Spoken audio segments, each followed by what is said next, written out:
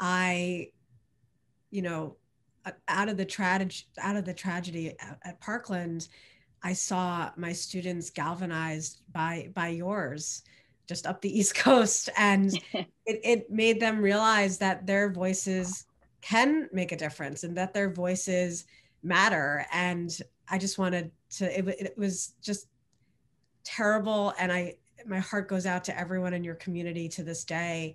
But I also want to thank all the students for inspiring mine, because they also deal with gun violence in New York City, just in different ways. Mm-hmm. And another point I wanted to make was immediately March for Our Lives made it about gun violence in all communities. And Absolutely. that meant a lot to my students who are primarily BIPOC. Uh, Right.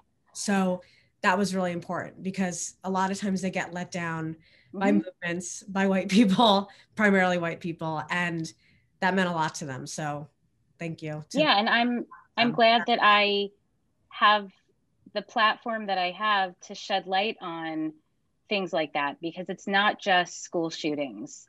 It's gun violence in Black and brown communities. Suicide is gun violence. Domestic violence is gun violence. Like, there are so many different things, and it's, yes, school shootings are terrible, and yes, there should absolutely be focus on that, but that is not the entirety of what constitutes gun violence. So, you know, it's important to amplify those voices too, not just those directly impacted by a school shooting, because a larger percentage of gun violence comes from outside of school shootings.